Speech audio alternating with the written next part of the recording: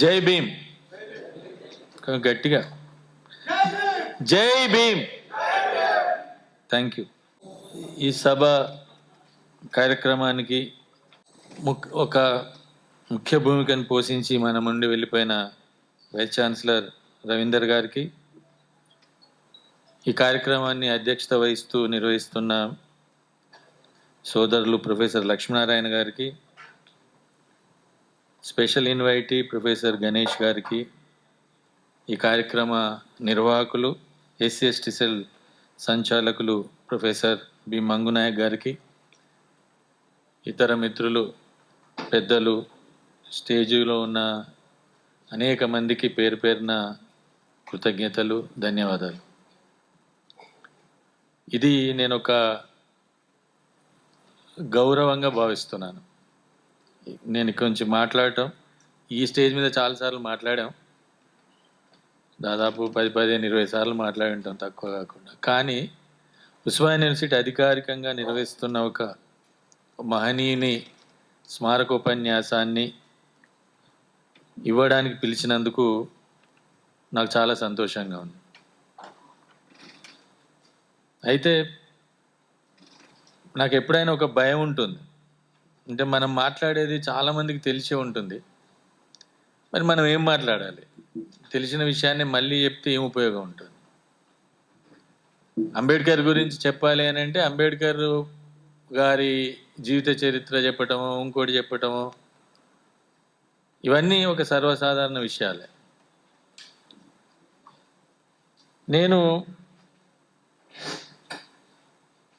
మీ అందరి ముందట, ఇక్కడ చాలా పెద్దలు ఉన్నారు, నాకంటే వయసులో కానివచ్చు, లేకుంటే చదువులో కావచ్చు. ముసలయ్య గారు ఉన్నారు, శివనాగరెడ్డి గారు ఉన్నారు, ఇంకా పేరు పేరున చాలామంది మిత్రులు ఉన్నారు.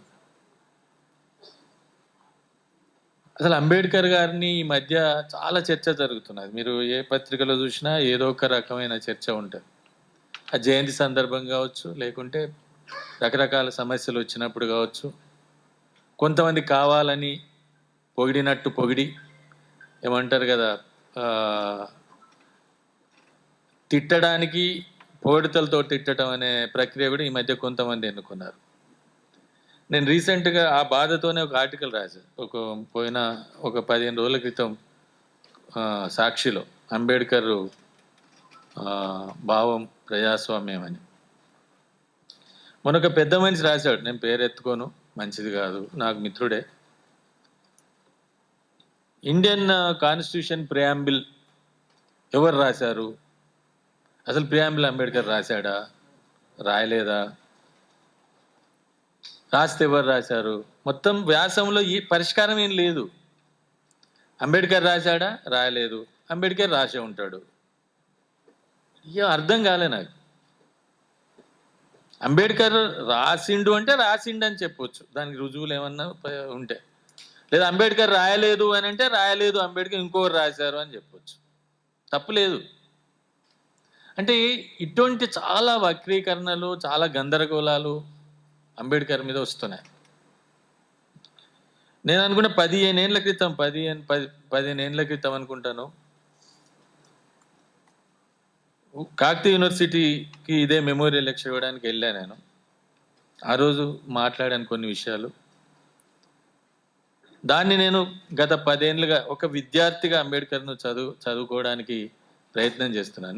నేను ఐఎమ్ స్టిల్ లర్నింగ్. అంటే దాదాపు టైం దొరికినప్పుడల్లా చదువుతూ ఉంటాం. జర్నలిస్టులుగా ఉన్నప్పుడు కానీ ఇప్పుడు కానీ పెద్ద మాకు అదనపు పనులే ఉండవు కాబట్టి చదవటం అనేది నాకు ఇష్టమైన పని. ఇంకొక మిత్రుణ్ణి గుర్తు చేసుకోవాలి ఈ స్టేజ్ మీద ఉన్నందుకు, లేకుంటే ఉస్మానియా యూనివర్సిటీలో మాట్లాడుతున్నందుకు. ఆయన కృష్ణారెడ్డి గారు.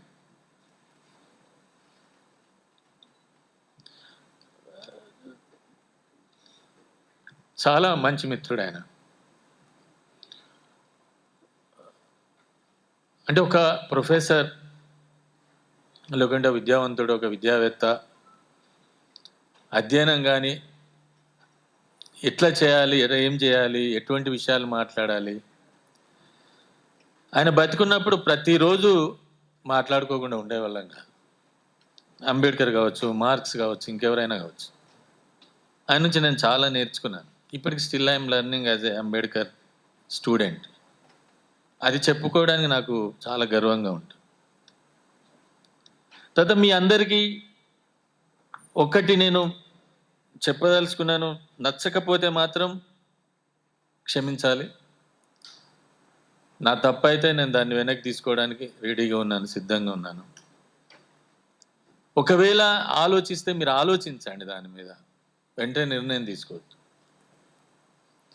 అంబేద్కర్ ఫిలాసఫీని కానీ, అంబేద్కర్ ఆచరణను కానీ, కార్యాచరణను కానీ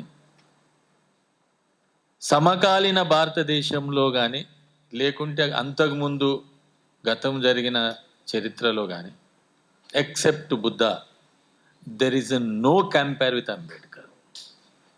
this is my statement. I stand by it. ఇప్పుడే కాదు, నేను ఇంకెక్కడికైనా వచ్చి మాట్లాడని ఐమ్ రెడీ.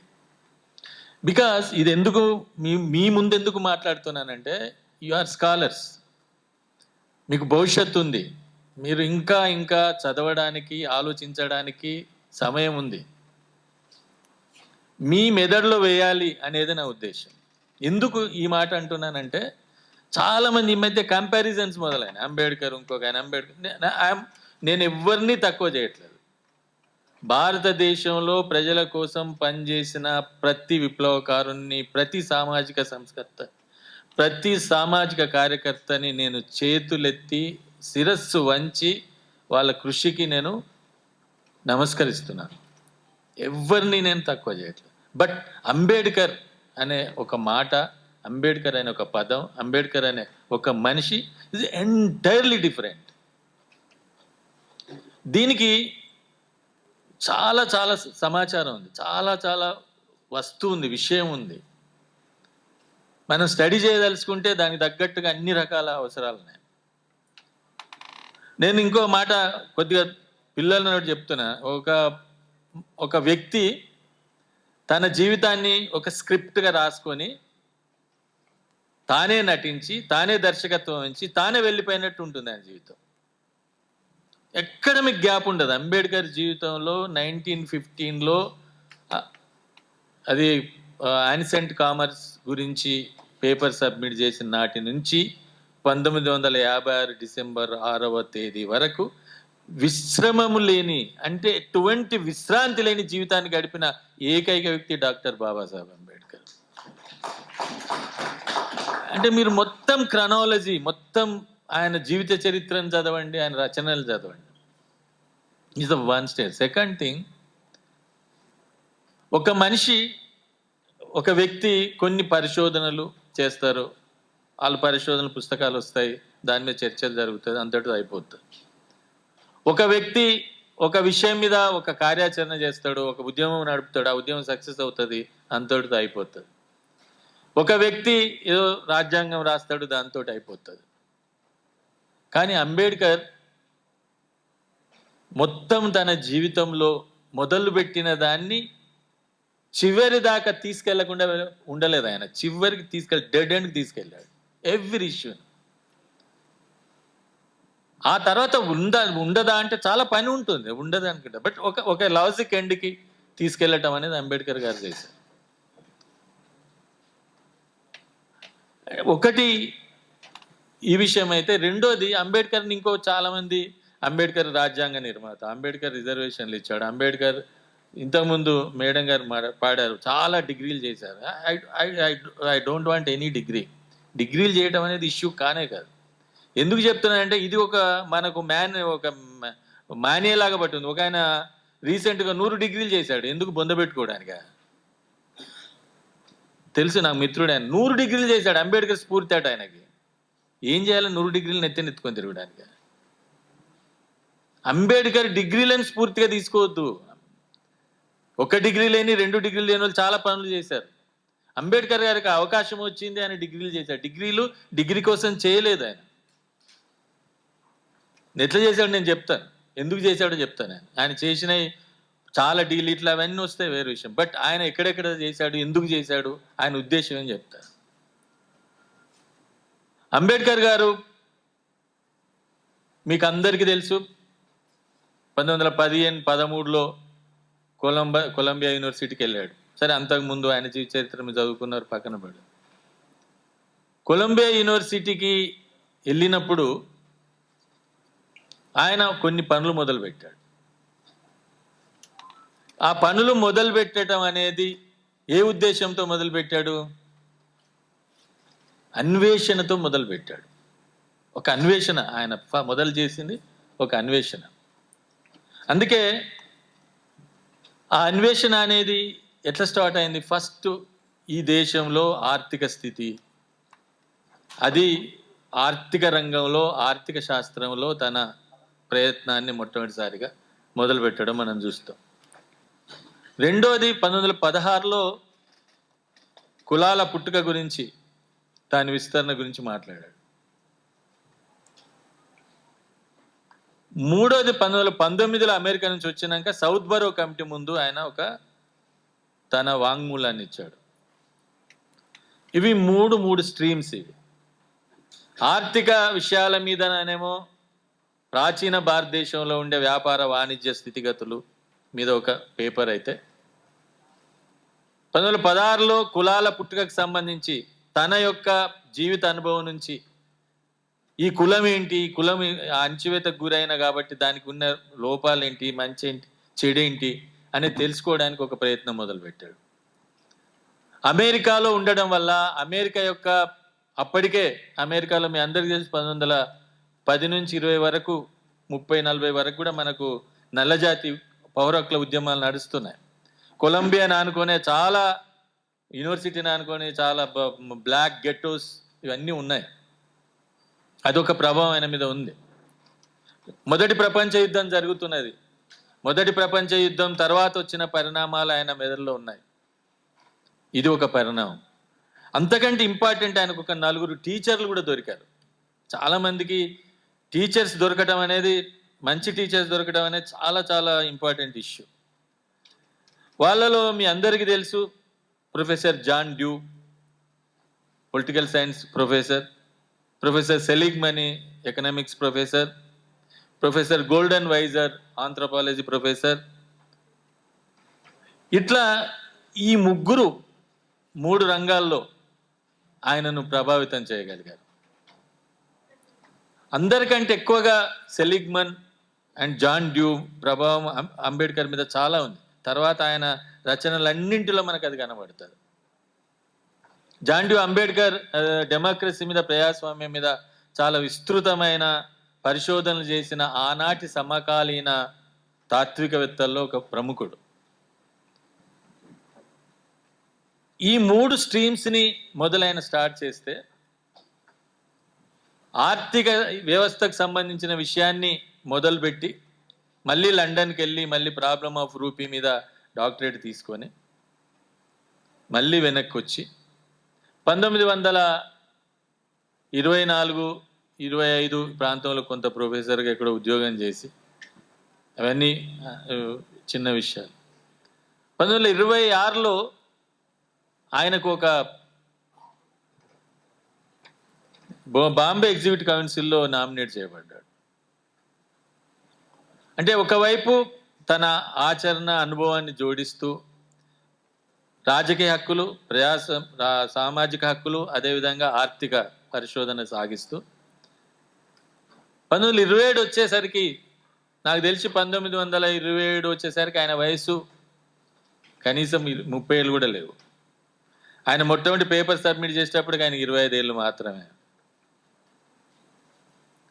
అట్లా స్టార్ట్ చేసిన వ్యక్తి 1927లో బాంబే ఎగ్జిక్యూటివ్ కౌన్సిల్ ఆయన ప్రసంగాలు కనుక మీరు ఒకసారి చదివితే, ఈరోజు మనం హాస్టల్స్ గురించి మాట్లాడుతున్నాం. హాస్టల్స్ ఉండాలి ఎస్సీలకి, బీసీలకి, విమెన్కి.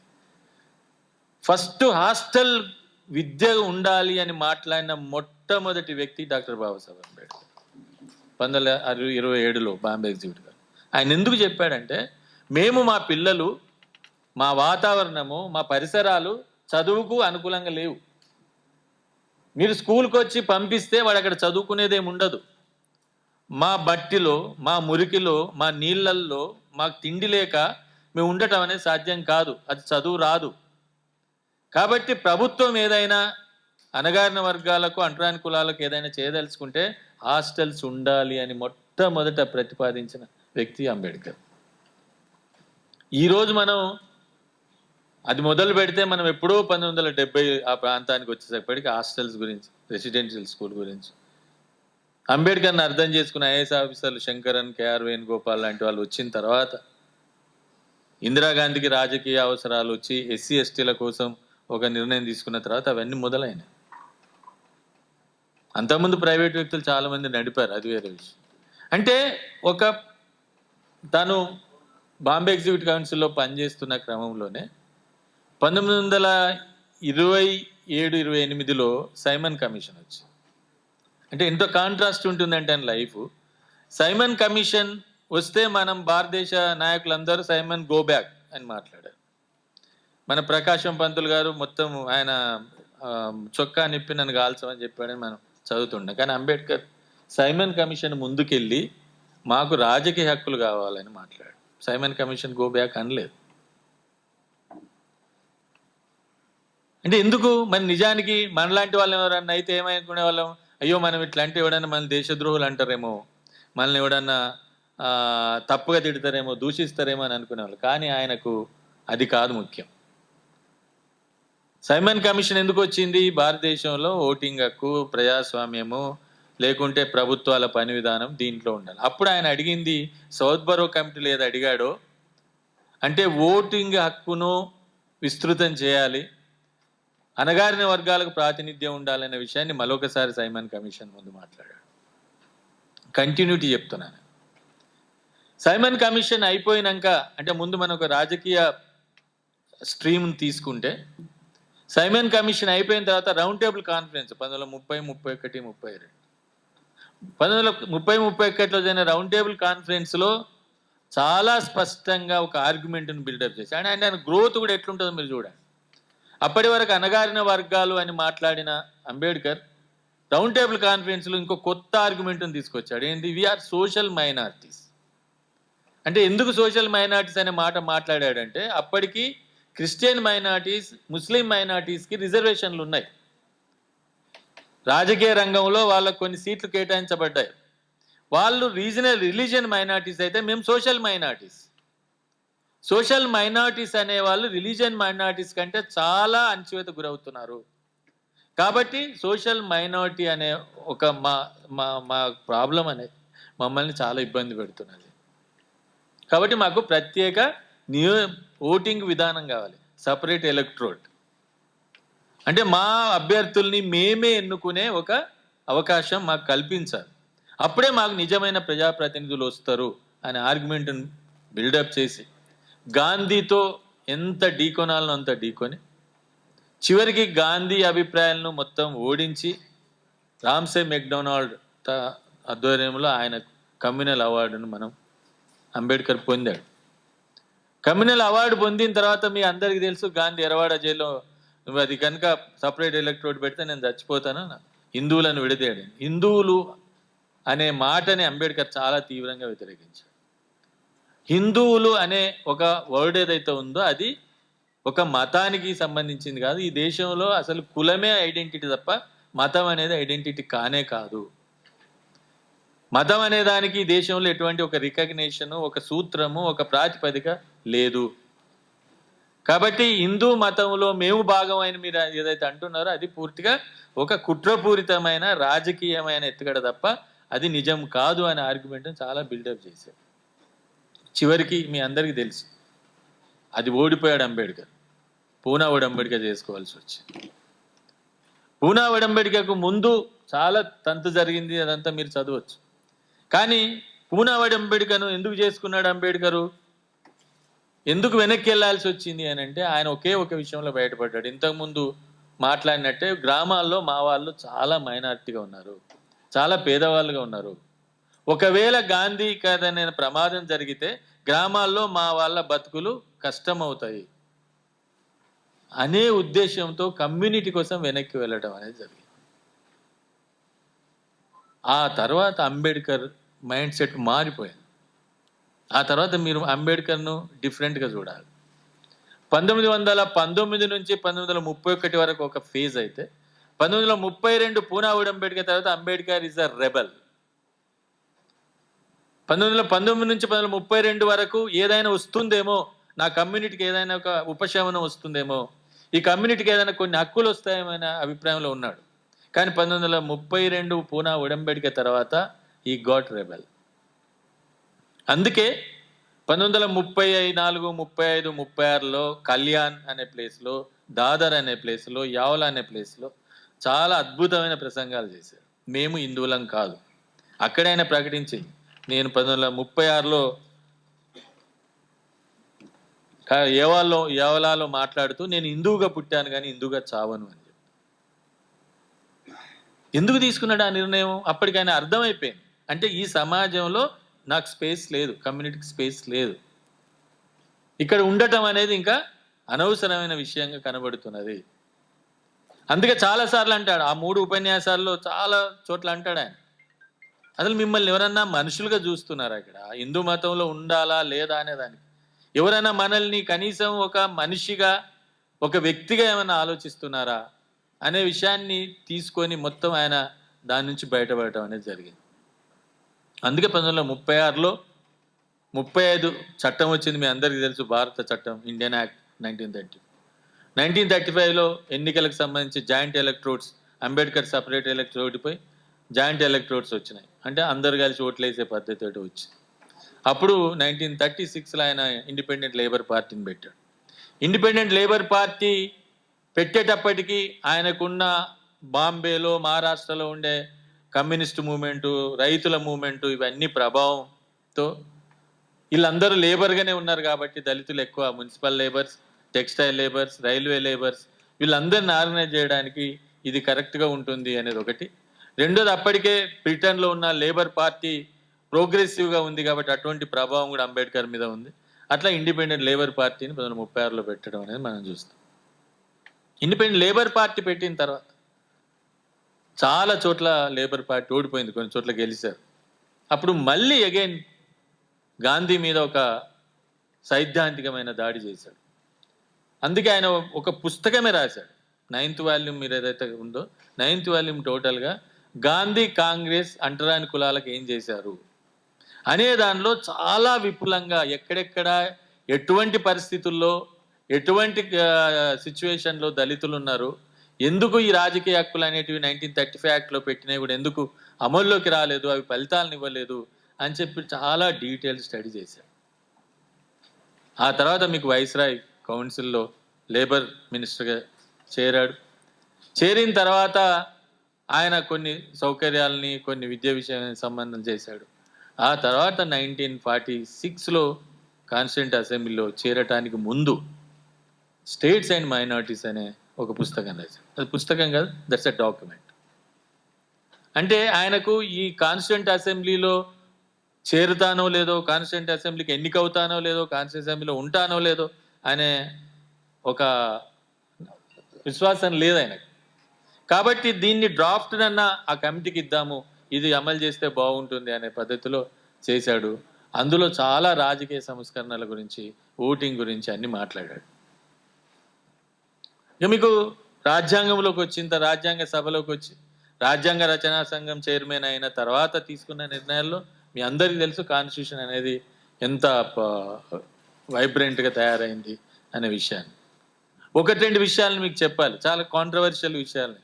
ఓటింగ్ హక్కుని, ఓటింగ్ రైట్ని ఫండమెంటల్ రైట్లో చేర్చాలి అని అంబేద్కర్ లాంటి వాళ్ళు వాదిస్తే సర్దార్ పటేల్ దాన్ని పూర్తిగా వ్యతిరేకించారు.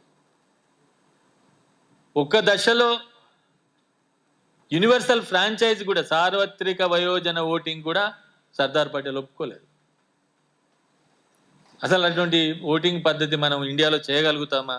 ఇండియాలో ఉండే సమాజం అటువంటి స్థితిలో ఉందా? అటువంటి చైతన్యాన్ని, అటువంటి విద్యా నేపథ్యాలు ఉన్నాయా? తెలివి ఉందా మనకు? చైతన్యం ఉందా అనే చర్చ కూడా జరిగింది. దాన్ని అంబేద్కర్ చాలా స్పష్టంగా ఓటింగ్ హక్కుకి, ప్రజాస్వామ్యంలో పాల్గొనేదానికి ఒక వ్యక్తి యొక్క చదువుని, వ్యక్తి యొక్క కులాన్ని, వ్యక్తి యొక్క ఆస్తిని, వ్యక్తి యొక్క సామర్థ్యాన్ని, సంపదని దృష్టిలో పెట్టుకోకూడదనే దృష్టితోనే మనం ఆయన వ్యతిరేకించాడు. చివరికి కనీసం అది మనకు 326 ఆర్టికల్గా మనకి ఈరోజు రాజ్యాంగంలో ఉంది. అదేవిధంగా మీకు రాజకీయకు సంబంధించిన విషయాల్లో 341 ఆర్టికల్ కానీ, లేకుంటే ఎస్సీలకు సంబంధించిన రాజకీయ రిజర్వేషన్లు కానీ, ఇవన్నీ కూడా చేర్చడం అనేది మనం చూస్తాం. తర్వాత ఇదొక క్రమం మనం చూడాలి. రెండో క్రమము ఒక సోషల్ మూమెంట్. కులాన్ని ఆయన మొదట పరిశీలించి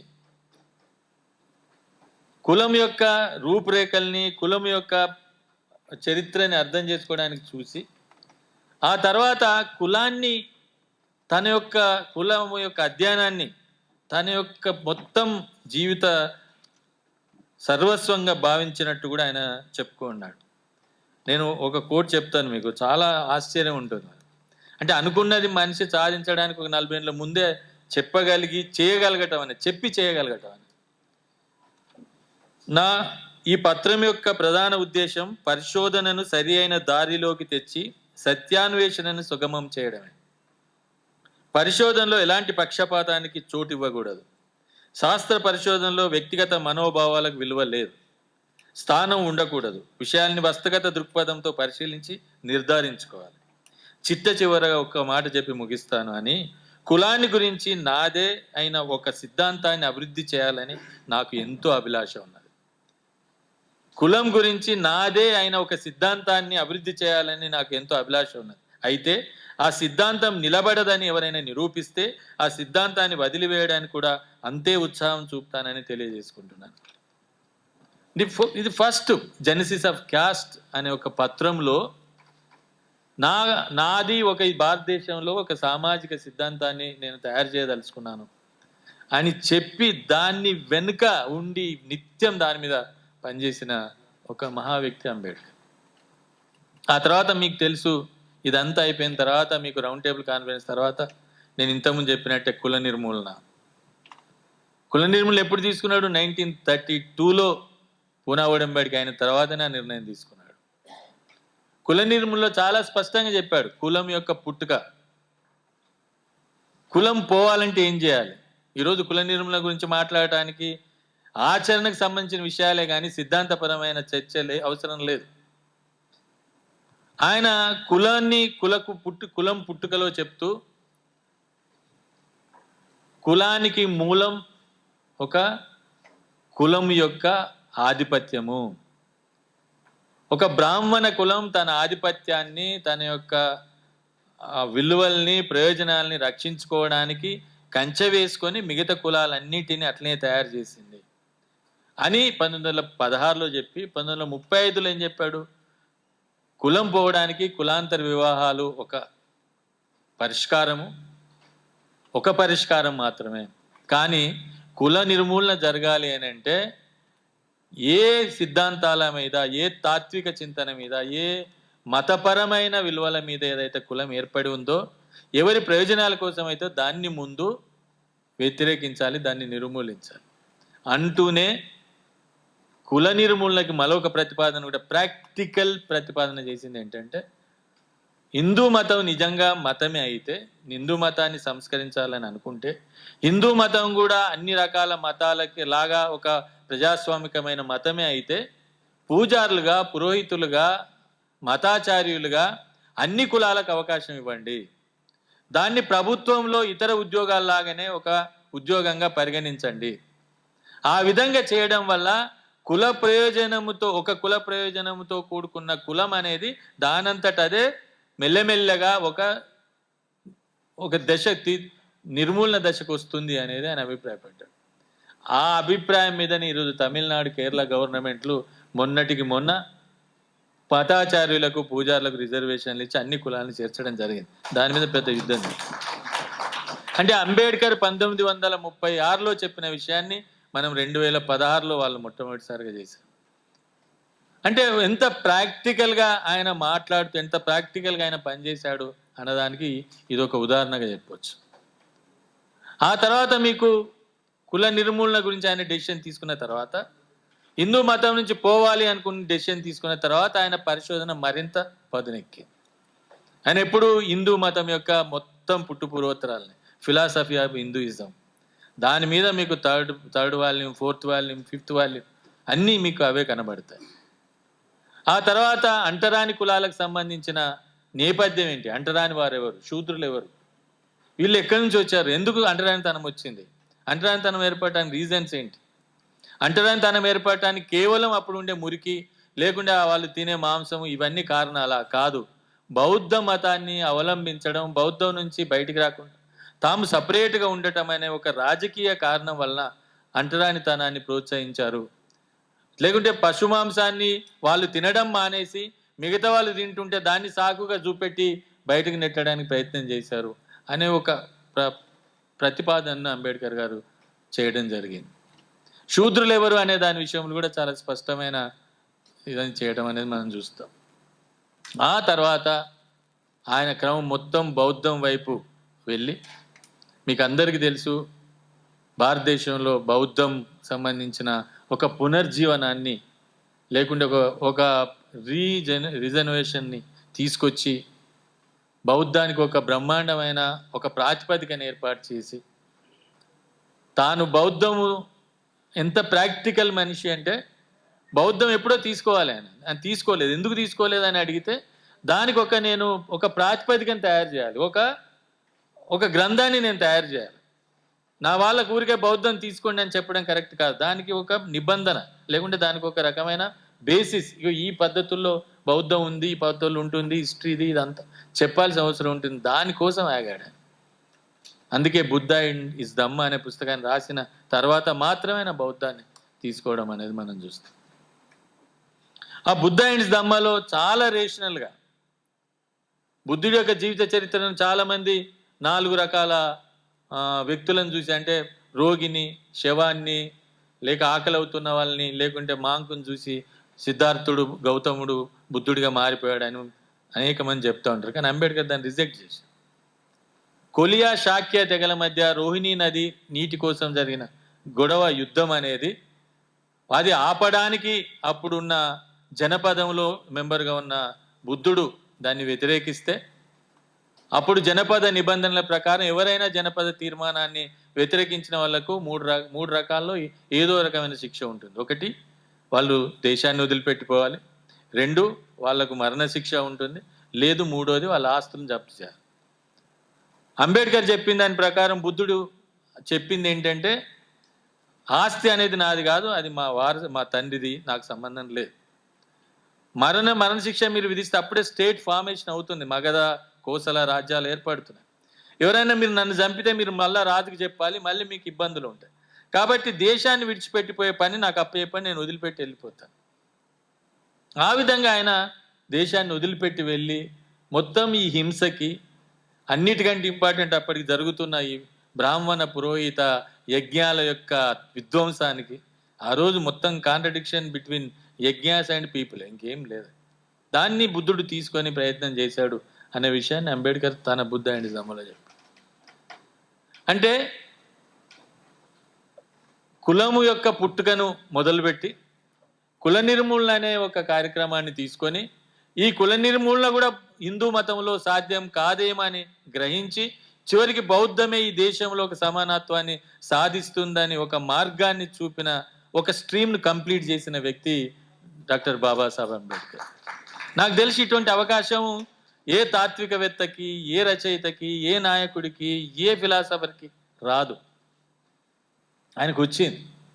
నేను ఇంతకుముందు చెప్పినట్టు రాజకీయ రంగంలో కూడా సౌత్ బరో కమిటీ మొదలుపెట్టి Simon commission, round table conference, 1935 act, independent labour party, scheduled caste federation, constitution and republic party of India 1956లో దాని మేనిఫెస్టో రాసేదాకా తీసుకెళ్ళాడు.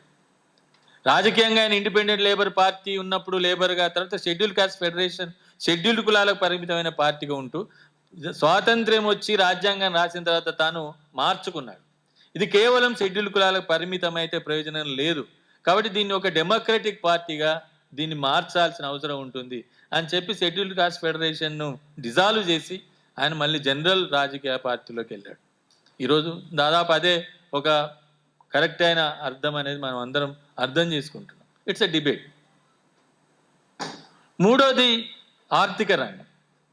ఆర్థిక రంగంలో ఆయన ప్రాచీన భారతదేశంలో వ్యాపార వాణిజ్యాలు, తర్వాత ప్రాబ్లమ్ ఆఫ్ రూపీ, తర్వాత ఇంకా మనం స్టేట్స్ అండ్ మైనారిటీస్లో చాలా కీలకమైన ప్రతిపాదనలు చేశాడు. స్టేట్స్ అండ్ మైనారిటీస్లో ఆయన చేసిన ప్రతిపాదన ఏంటంటే, ఈరోజు కనుక ఆ ప్రతిపాదనలు భారతదేశ రాజ్యాంగంలో వచ్చి ఉండి అమలు జరిగి ఉంటే ఈరోజు భారతదేశం చాలా చాలా సుభిక్షంగా, చాలా సుశాంతతో ఉండేది. ఆయన 3 ప్రతిపాదనలు చేశాడు. ఒకటి, పరిశ్రమలు, భారీ పరిశ్రమలు, ఆర్థిక సంస్థలు, ఇన్సూరెన్స్లు, బ్యాంకులు, ఇవన్నీ కూడా ప్రభుత్వమే నిర్వహించాలి. దీనిలో ప్రైవేట్ వ్యక్తులు ఉండటానికి వీల్లేదు. రెండోది, భారతదేశంలో భూమిని అంతటిని కూడా జాతీయం చేయాలి, నేషనలైజ్ చేయాలి. నేషనలైజ్ చేసి ఎవరెవరైతే దున్నుతారో, ఎవరెవరైతే రైతుగా ఉండాలనుకుంటారో వాళ్ళందరికీ గవర్నమెంట్ లీజ్కి ఇవ్వాలి. వాడు లీజ్కి ఇచ్చి ఆ భూమిని వాడు దున్నుకొని, వాడు పంట పండించుకొని, వాడు పోతాడు, ఇంకా వాళ్ళు కావాలంటే ఇంకోరికి ఇవ్వచ్చు. కానీ అక్కడ ఒక పెద్ద కాంట్రడిక్షన్, చాలా గమ్మత్తైన కాంట్రడిక్షన్ నేను అబ్జర్వ్ చేశాను. ఆ టైంలో కమ్యూనిస్టులు అందరేమో దున్నేవానికే భూమి అన్నారు, అంబేద్కర్ ఏమో భూమిని జాతీయం చేయమన్నాడు. కానీ అంబేద్కర్ ఏమో లిబరల్ డెమోక్రట్ అయ్యాడు, కమ్యూనిస్టులు ఏమో విప్లవకారులు అయ్యారు. అది సమస్య. అంటే ఆ రోజున్న మనిషి యొక్క దృష్టి అంటే ఒక ఆర్థిక రంగంలో ఏ మార్పులు వస్తాయి. తర్వాత ఇంకోటి చాలా ముఖ్యమైన విషయం, 1918లోనే ఆయన స్మాల్ హోల్డింగ్స్, చిన్న కమతాల మీద ఒక వ్యాసం రాశాడు. ఆ వ్యాసం రాసిన దాంట్లో ప్రధానమైన కాంటెక్స్ట్ ఏంటంటే, అప్పటికి వ్యవసాయం మీద భారం పడుతున్నది, తలసరి ఆదాయము పెరగట్లేదు, రెండోది ప్రజలకు ఉపాధి కరువు అవుతున్నది, వ్యవసాయం అనేది ప్రజల్ని పోషించలేకపోతుందనే దృష్టితో దీన్ని విస్తరించి పారిశ్రామిక రంగాన్ని అభివృద్ధి చేయాలి, భారతదేశాన్ని పారిశ్రామిక రంగం వైపు నడపాలి అనే మరొక ప్రతిపాదన కూడా ఆర్థిక రంగంలో ఆయన చేశాడు. ఆ తర్వాత 1954లో ఒక ఆయన అదే థీసిస్ మీద రాస్తే నోబెల్ బహుమతి వచ్చింది. అంటే చాలా విషయాల్లో చాలా ముందంజలో ఉండే, చాలా విషయాల్లో దాని యొక్క అభిప్రాయం. ఇదంతా కూడా ఎందుకు చేశాడు అసలు, యాక్చువల్గా ఏంటి ఆయన ఈ పని అంతా ఎందుకు చేశాడంటే, ఆయన చెప్పుకుంటాడు కుల నిర్మూలనలోనే, ఆయన కుల నిర్మూలన అంశం వచ్చేసరికి నేను ఒక ఆదర్శ సమాజాన్ని ఆశిస్తున్నాను. ఏంటి ఆదర్శ సమాజం? సోదరత్వం, సమానత్వం, విముక్తి, స్వేచ్ఛ, వీటి మీద ఆధారపడిన ఒక సమాజాన్ని నేను కోరుకుంటున్నాను అని ప్రకటిస్తాడు. మీరు ఆలోచిస్తే ఆయన జీవితం మొత్తం దీన్ని చుట్టే తిరిగి ఆయన స్వేచ్ఛ, సమానత్వం, సోదరత్వం అనే 3 అంశాల మీద మాట్లాడుతూ, అదే సోదరత్వాన్ని ఆయన ప్రధానంగా భారతదేశానికి ఒక ప్రాథమికమైన అంశంగా తీసుకుంటాను నేను. ఎందుకంటే భారతదేశంలో కొరవడింది, ఎక్కువగా నష్టపోయింది సోదరత్వం లేదు. అంటే we are not brothers, we are not sisters, we are enemies basically. అంటే we are different, we are not one, we are many. దాని మీద ఆధారపడే మీకు అప్పటి నుంచి ఆయన అటువైపు ప్రయాణం అది తీసుకెళ్ళడం అనేది మనం చూస్తాం. అందులో నుంచి వచ్చిన అంశాలే రిజర్వేషన్లు కావచ్చు, విద్యా సంస్కరణలు కావచ్చు, అందులో నుంచి వచ్చినాయే ఈ రకరకాల అంశాలు. అందుకే అంబేద్కర్ ఆ సోదరత్వాన్ని బేసిక్గా తీసుకోవడం వల్ల ఆయన ఇంకొక కాంట్రడిక్షన్ కూడా క్లియర్ చేశాడు. మార్క్సిజం ప్రకారం ఒక అంశం ఉంటుంది, ఏదైనా సమాజంలో ఒక కాంట్రడిక్షన్, దాన్ని పరిష్కారం చేస్తే ముందుకెళ్తాం. ఆయన చెప్తాడు, ఈ దేశానికి 2 శత్రువులు ఉన్నారు, ఒకరు బ్రాహ్మణిజం, 2 క్యాపిటలిజం. ఆ విషయాన్ని కూడా చాలా స్పష్టంగా చెప్పాడు. బ్రాహ్మణిజం అంటే కూడా డెఫినేషన్ ఇచ్చాడు. బ్రాహ్మణిజం అంటే బ్రాహ్మణ కులం కాదు. ఫ్రెటర్నిటీ, లిబర్టీ, ఈక్వాలిటీకి ఏదైతే విరుద్ధంగా ఉందో అది బ్రాహ్మణిజం. అది నాకు శత్రువు, దాన్ని మనం ధ్వంసం చేయాల్సిన అవసరం ఉంది. క్యాపిటలిజం కూడా ఈ దేశానికి పనికిరాదు. ఈ క్యాపిటలిజం స్థానంలో ఒక స్టేట్ సోషలిజం లాంటిది, అంటే ఒక డెమోక్రసీ మీద ఆధారపడిన ఒక సోషలిస్ట్ వ్యవస్థ. అందుకే స్టేట్స్ అండ్ మైనారిటీస్లో మీకు ఆ ప్రతిపాదనలు తీసుకొచ్చాడు. అంటే ఒక థీరీని తీసుకొని దాన్ని పరిష్కారం చేసుకుంటూ వెళ్ళిపోవటం అనేది మనం చూస్తాం.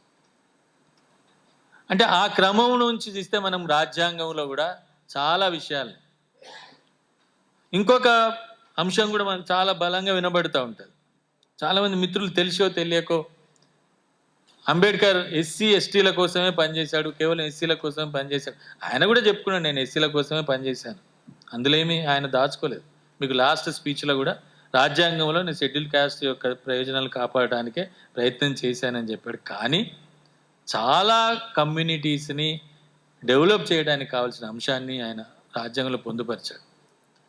ఆయన ఇంకొక ముఖ్యమైన హృదయం ఏంటిదంటే minority rights. Minorities, it's not a Muslim, it's not a Christian, minorities A regional, religion, linguistic, social. అందుకే రాజ్యాంగంలో ఎక్కువ ఆర్టికల్స్ ఈ 4 మీద మీకు కనబడతాయి. ఈవెన్ రీజనల్ మైనారిటీ ఆర్టికల్ 3 కనుక అంబేద్కర్ అమెండ్ చేయకపోయి ఉంటే, ఫస్ట్ డ్రాఫ్ట్లో ఏముంది ఆర్టికల్ 3, ఏ రాష్ట్రాన్నైనా విభజించాలంటే ఆ రాష్ట్రం యొక్క శాసనసభ తీర్మానం చేయాలి, ఆ రాష్ట్ర శాసనసభ ఒప్పుకోకపోతే రెండో రాష్ట్రం ఏర్పడడానికి వీల్లేదు అన్నప్పుడు ఆయన చాలా క్లియర్గా చెప్పాడు, this is against the democracy. ఒక రాష్ట్రములో మెజారిటీ వాళ్ళు మైనారిటీ ప్రాంతాన్ని జనరల్గా అణచివేస్తారు. అటువంటప్పుడు మీరు మెజారిటీ వాళ్ళకి హక్కులు ఇచ్చిన తర్వాత, అధికారం ఇచ్చిన తర్వాత ఇంకా రెండో రాష్ట్రం ఎట్లా ఏర్పడుతుంది? కాబట్టి ఇది కుదరదు అని చెప్పి అమెండ్మెంట్ తీసుకొచ్చి ఆర్టికల్ 3 ప్రకారం ఒక రాష్ట్రం విభజించాలన్నా, చేర్చాలన్నా, పేరు మార్చాలన్నా, బౌండరీ మార్చాలన్నా ఏదైనా కూడా పార్లమెంట్కి అధికారం ఉంటుంది. ఇంకోటి కూడా చాలా చాలా సార్లు రాజ్యాంగంలో ఆయన పొందుపరిచి నేను మర్చిపోతాను, ఎందుకంటే మీలాగా నేను ప్రొఫెసర్ని కాదు, ఎందుకంటే ఒక పద్ధతిగా చెప్పడం కుదరట్లేదు, కానీ బట్ నేను ప్రయత్నం చేస్తున్నాను. ఇది ఎందుకు చెప్తా అంటే మొత్తం పార్లమెంట్లో, అదే రాజ్యాంగంలో మంత్రిమండలికి అధికారం ఎక్కడ ఇవ్వలేదు ఆయన, పార్లమెంట్కి అధికారం ఇచ్చాడు. ఎందుకు పార్లమెంట్కి అధికారం ఇచ్చాడు? పార్లమెంట్లో ఒక పార్టీ ఉండదు, చాలా పార్టీలు ఉంటాయి. ఒక విషయం ఏదన్నా తీర్మానం చేయాలన్నా, ఏదన్నా చట్టం చేయాలన్నా కూడా డిఫరెంట్ ఒపీనియన్ డిబేట్ అవుతుంది. మంత్రిమండలికో ఇంకో ప్రధానమంత్రికో రాష్ట్రపతికో అధికారం ఇచ్చి ఉంటే అది అయిపోతుంది, అది డెమోక్రసీ కాదు. అందుకే ఈ రాష్ట్రాల విభజన కూడా పార్లమెంటుకు అధికారం ఇచ్చాడు, స్టేట్కి కాకుండా, ఈవెన్ మంత్రిమండలి కూడా కాదు. అంటే ఆ రకమైన ఒక దూరదృష్టితో రీజనల్ లింగ్విస్టిక్, ఈవెన్ ఆర్టికల్ 30, 29 ఆ ప్రాంతం లింగ్విస్టిక్ మైనారిటీస్. ఇంకొక విషయం, ముఖ్యమైన విషయం చెప్పాలి. చాలామంది మిత్రులు బీసీలకు చాలా అన్యాయం జరిగింది రాజ్యాంగంలో. ఎస్, అన్యాయం జరిగింది. ఎందుకు అన్యాయం జరిగింది? సర్దార్ పటేల్ లాంటి వాళ్ళు అసలు మొత్తంగానే రిజర్వేషన్ ఎత్తేయాలని ప్లాన్ చేసి, అంబేద్కరు దాదాపు రిజెక్ట్ చేసి రివోల్ట్ చేస్తే చివరికి ఎస్సీ ఎస్టీల వరకు ఒప్పుకున్నారు. అప్పుడు అంబేద్కర్ 340 ఆర్టికల్ని, 46 ఆర్టికల్ని ఆయన చేర్చాడు. ఈరోజు మండల్ కమిషన్ వచ్చి బీసీలకు రిజర్వేషన్లు వచ్చినాయంటే because of 340 article, because of 46 article. 46, 340 articles కనుక పెట్టకపోయి ఉంటే రాజ్యాంగంలో స్కోప్ లేదు. ఆయన కావాలని అంబేద్కర్ దాన్ని చేర్చాడు. ఎందుకు? రేపు ఎవరైనా కొద్దిగా ప్రజాస్వామికవాదులు ఎవరైనా వస్తే ఇటువంటి ఆర్టికల్స్ ద్వారా మిగతా వాళ్ళకు కూడా వీకర్ సెక్షన్స్ అనే వర్డ్ చేర్చడం వల్ల ఈరోజు 10% పొందుతున్న రిజర్వేషన్లు పొందుతున్న మనం ఏదైతే సోకాల్డ్ అప్పర్ క్యాస్ట్ అంటున్నామో, ఓసీలు అంటున్నామో, వాళ్ళకు కూడా బికాజ్ ఆఫ్ 340 అండ్ 46 ఆర్టికల్. కాబట్టి ఆ విధంగా అనేక రకాలుగా తన యొక్క ఆశయానికి అనుకూలమైన విషయాల్ని చేర్చుకుంటూ వెళ్ళటం అనేది మనం చూస్తాం. ఫైనల్గా నేను ఒక మాట చెప్పదలుచుకున్నాను. మార్క్స్ చెప్పినట్టు చాలామంది తత్వవేత్తలు, చాలామంది మేధావులు ఈ ప్రపంచాన్ని రకరకాలుగా వ్యాఖ్యానించారు. కానీ అసలు విషయం ఏమిటంటే దాన్ని మార్చడం అనేది అంబేద్కర్ ఆ పని చేశాడు. అంబేద్కర్ వ్యాఖ్యానించి ఊరుకోలేదు, అంబేద్కర్ అధ్యయనం చేసి ఊరుకోలేదు, అంబేద్కర్ ఆలోచించి ఊరుకోలేదు. అంబేద్కర్ ఈ సమాజాన్ని మార్చడానికి అనుభవాన్ని, ఆలోచనను, అధ్యయనాన్ని, అక్షరాన్ని, అనుభవాన్ని, ఆచరణని అన్నిటిని ఒక దగ్గర చేర్చి చివరికి భారతదేశంలో బుద్ధుడి తర్వాత ఒక మహా విప్లవకారుడిగా ఈరోజు భారతదేశంలో ఉన్నాడు. ఇది నా ప్రగాఢమైన అభిప్రాయం. అందుకే అంబేద్కర్ని అర్థం చేసుకోవాలంటే ఒకరు రాజ్యాంగ నిర్మాత, ఇంకోరు రిజర్వేషన్లు, ఇంకొక ఆయన ఇవి కానే కాదు. ఇవన్నీ మొత్తం ఆయన లక్ష్యంలో భాగం. ఆయన నడిచిన నడకలో, ఆయన వేసిన అడుగులో ఒక్కొక్క అడుగు ఒక్కొక్క కార్యక్రమం, ఒక్కొక్క అడుగు ఇంకో కార్యక్రమం. కాబట్టి ఆయన ఎక్కడైతే 1915లో స్టార్ట్ చేసి 1956లో ఆయన ముగించి ఒక 41 సంవత్సరాలు తన జీవితాన్ని నిర్విరామంగా విశ్రాంతి లేకుండా చేసి ఈ సమాజానికి అందించాడు అంబేద్కర్. నేనైతే ఒక అంబేద్కర్ విద్యార్థిగా ఏ సమస్య వచ్చినా అంబేద్కర్ ఏం చెప్పాడని చూస్తాను. అది ఏదన్నారా ఈ విషయంలో అంబేద్కర్ ఏం చెప్పి ఉంటాడు, ఈ విషయంలో అంబేద్కర్ ఏం మాట్లాడి ఉంటాడు, ఈ అంబేద్కర్ చెప్పింది ఈ విషయంలో ఎంతవరకు కరెక్ట్గా ఉంటుంది అనే విషయాన్ని అర్థం చేసుకోవడానికి ప్రయత్నం చేస్తాను. నాకు ఎందుకు సంతోషంగా ఉందంటే నేనేం చెప్పానో నాకు తెలియదు, నేను చెప్పదలుచుకునేది చెప్పాను. కానీ మీరు చాలా భవిష్యత్తు ఉన్న పిల్లలు ఉన్నారు. మీరందరూ శ్రద్ధతో ఒక అంబేద్కర్ గురించి అని కాదు, మార్క్స్, అంబేద్కర్, బుద్ధుడు అన్నీ చదవాలి, అర్థం చేసుకోవాలి. అర్థం చేసుకొని మనమేం చేయగలుగుతామో చేయాలి. అందరూ అంబేద్కర్లం కాం. ఆయన అభినవ్ అంబేద్కర్ ఇటువంటి మాటలు వద్దు. ఎవరు అభినవ్ అంబేద్కర్లు లేరు. ఇవన్నీ మనం ఎవరు వాళ్ళని ప్రేజ్ చేయడానికి, పాపం వాళ్ళని అనవసరంగా చేయడానికి వాళ్ళని ఎందుకు పోవడం. Ambedkar is one. Ambedkar is the only one. Ambedkar is the one. Thank you.